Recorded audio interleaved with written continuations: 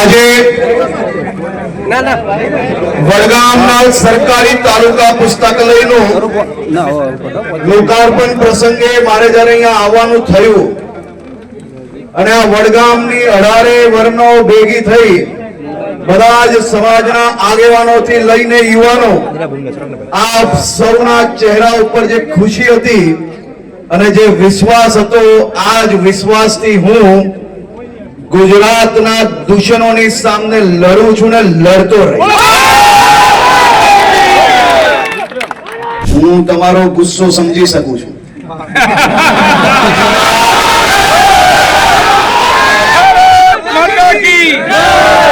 હું તમારી તકલીફ પણ સમજી શકું છું, પરંતુ આપણે સૌ સાથે મળીને ક્યારેય કોઈ પ્રકારના આક્રોશમાં આવવાની જરૂર નથી। સમાજ જીવનમાં તમારી બધી જ જરૂરિયાતો માટે ભૂપેન્દ્રભાઈ પટેલની સરકાર એ તમારી જોડે ઊભી છે। ફોન કરજો, અડધી રાત્રે આવી જઈશ। તમને સૌને આ પ્રેમ બદલ, આ લાગણી બદલ અને આ આવકાર બદલ આ તમારો દીકરો બે હાથ જોડીને વંદન કરીને આપણો આભાર માનવા માંગે છે। છેલ્લા થોડા સમયથી ગુજરાતમાં ડ્રગ્સ અને દારૂનો મુદ્દો ખૂબ ગાજી રહ્યો છે। કોંગ્રેસની જન આક્રોશ યાત્રા દરમિયાન થરાદમાં જિગ્નેશ મેવાણીના નેતૃત્વમાં મહિલાઓએ એસપી કચેરી ખાતે રજૂઆત કરી અને પછી જે કંઈ થયું તે સૌ કોઈ જાણે છે અને ત્યાર પછી દારૂ અને ડ્રગ્સ મુદ્દે ગુજરાતમાં જંગ જામ્યો છે। ધારાસભ્ય જિગ્નેશ મેવાણી દારૂ અને ડ્રગ્સ સહિત વિવિધ મુદ્દે નાયબ મુખ્યમંત્રી હર્ષ સંઘવી ઉપર આકરા પ્રહારો કરી રહ્યા છે। ત્યારે આજે નાયબ મુખ્યમંત્રી હર્ષ સંઘવી જિગ્નેશ મેવાણીના ગઢમાં પહોંચ્યા હતા। વડગામમાં આવેલા ડેપ્યુટી સીએમ હર્ષ સંઘવીએ કોઈનું નામ લીધા વગર વાત કરી। શું છે આખો મામલો, વિગતે ચર્ચા કરીએ। નમસ્કાર, હું છું રિયાઝ, સ્વરાજમાં આપનું સ્વાગત છે।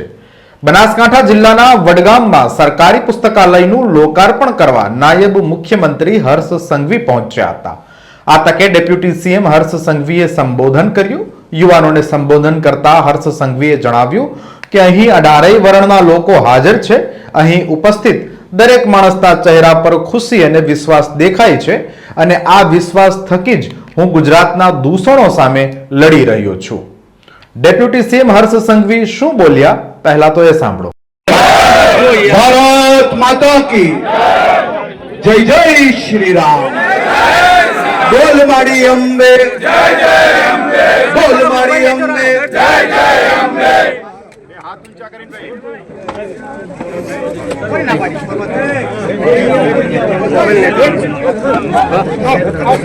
આજે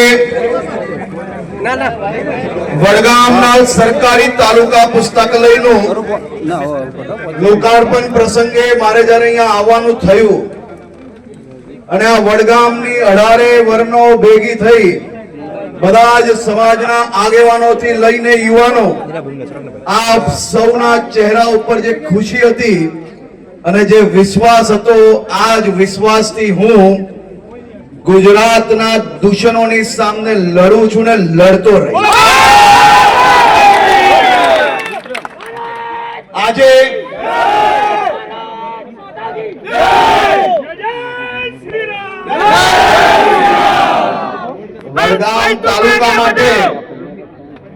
વડગામ તાલુકા માટે આજે આપ જોઈ શકો છો આ અદ્યતન પુસ્તકાલય એ માત્ર ને માત્ર તમારા બાળકોનું ભવિષ્ય ઉજ્જવલ કરવા માટે આજે લોકાર્પણ કરવામાં આવ્યું છે।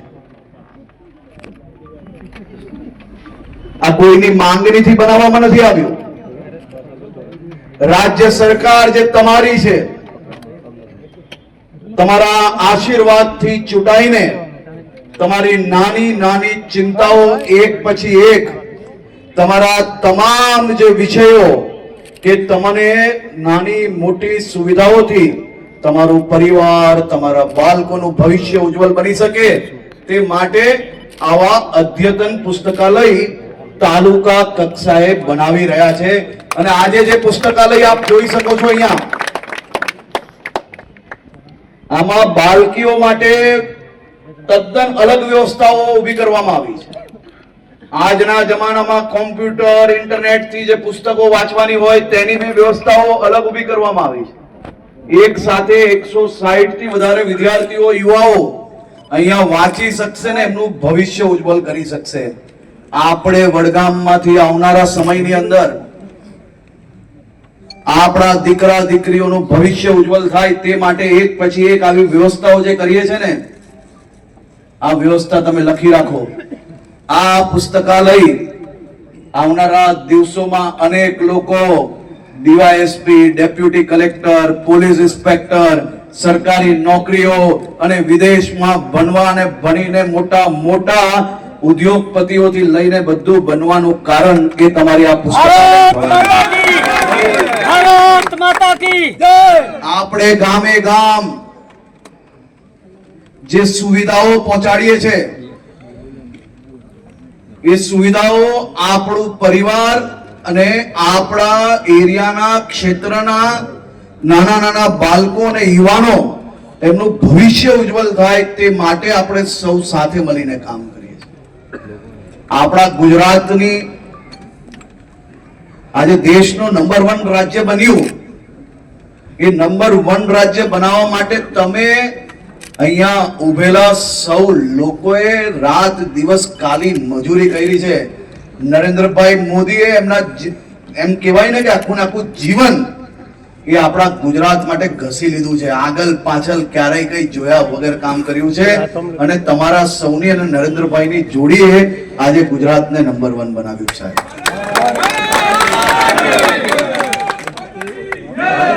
હું તમારો ગુસ્સો સમજી શકું છું.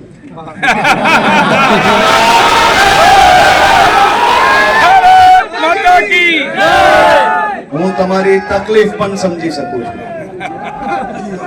પરંતુ આપણે સૌ સાથે મળીને ક્યારેય કોઈ પ્રકારના આક્રોશમાં આવવાની જરૂર નથી. સમાજ જીવનમાં તમારી બધી જ જરૂરિયાતો માટે ભૂપેન્દ્રભાઈ પટેલની સરકાર એ તમારી જોડે ઊભી છે.